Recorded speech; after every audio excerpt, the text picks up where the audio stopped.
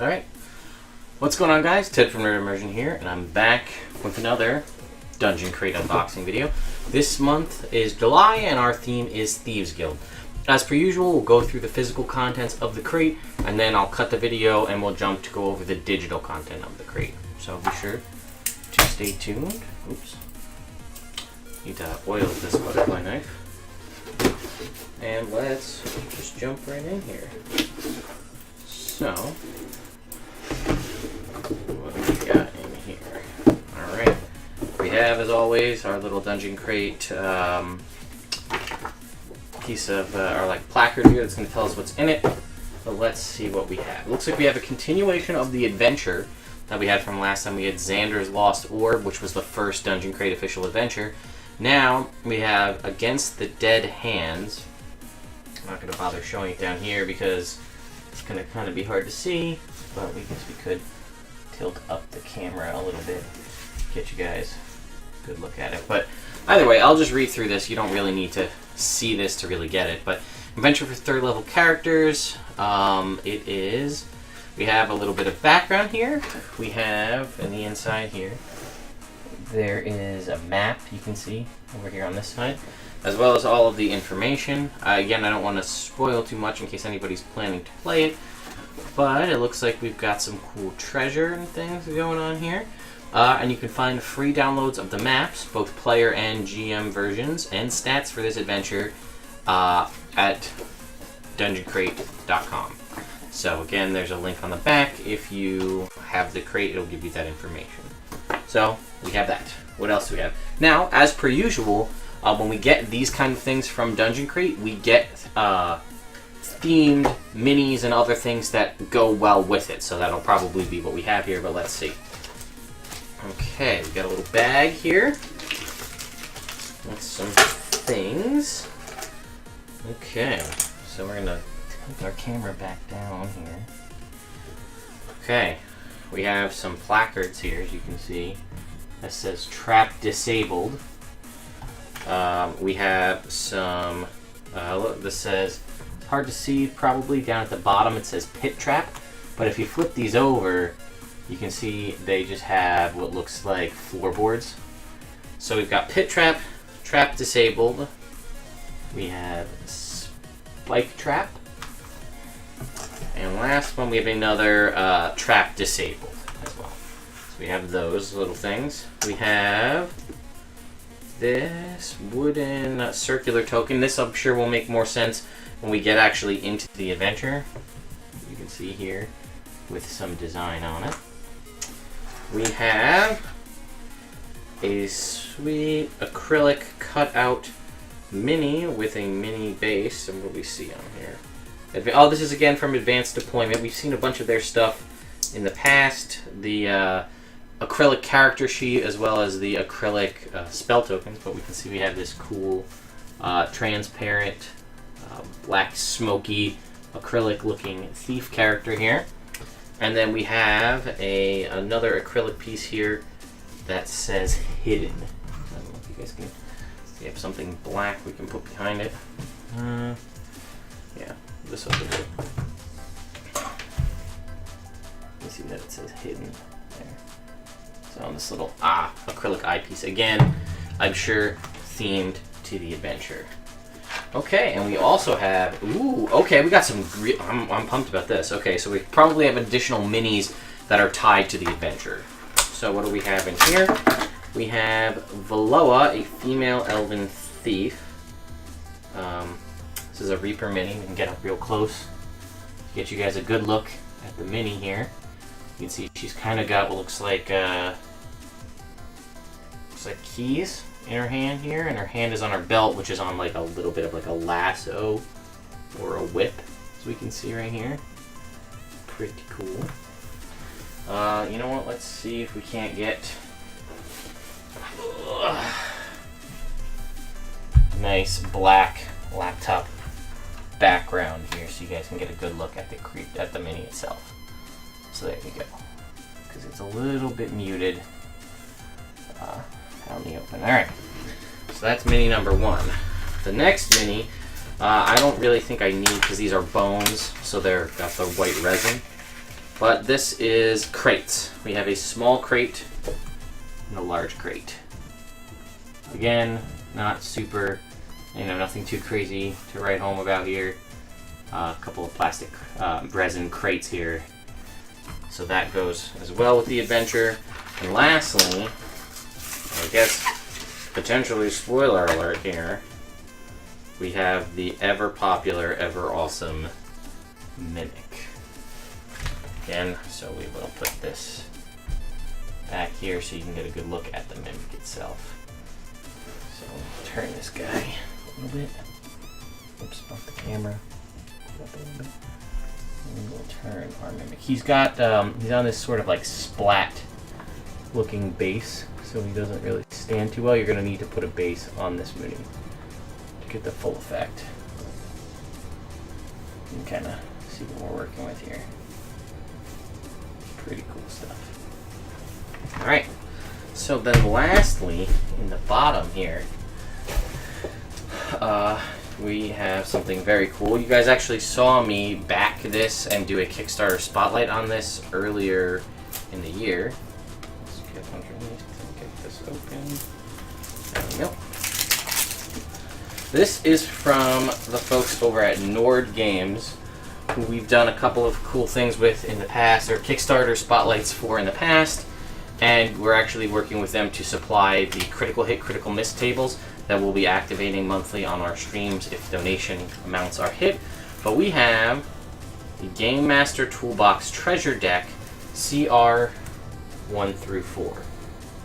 So what is this? This is basically a deck of cards, 52 cards, that will get you treasure information for your for basically challenge encounters of CR 1 through 4. We got a couple cards here, instructions. I'll read these. Reward your players with loot by drawing a reward card from the deck and rolling a d12 to determine the treasure they find. It's up to the GM whether players draw their own cards or the GM draws for them.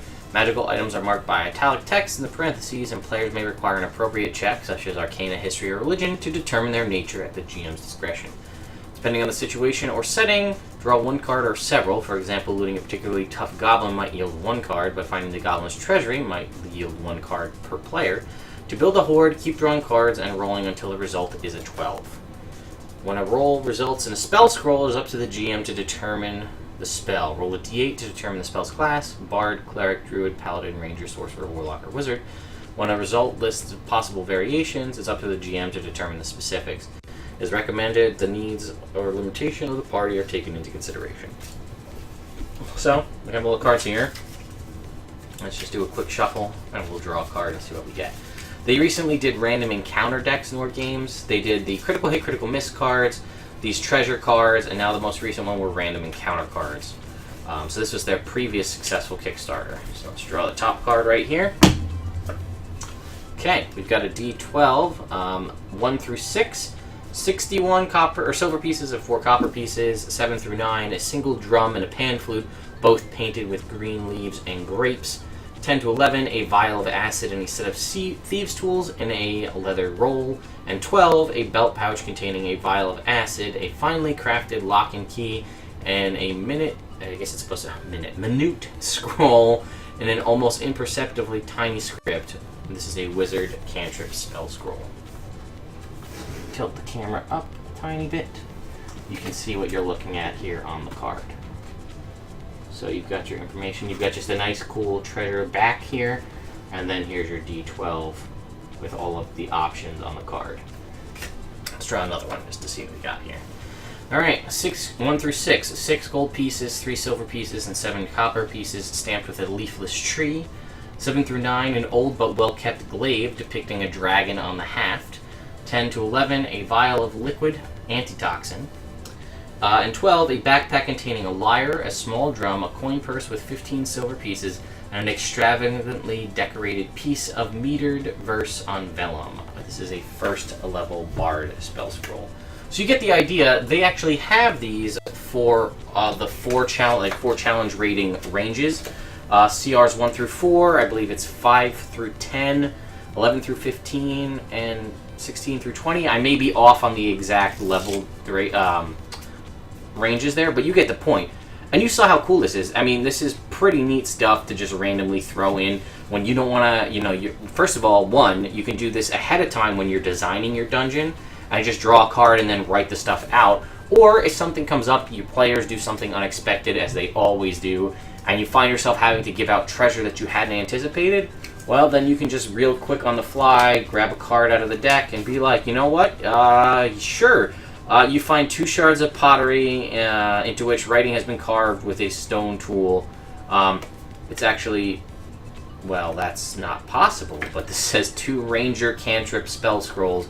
As we know, in 5th edition, rangers don't have cantrips, so you may have to make some alterations.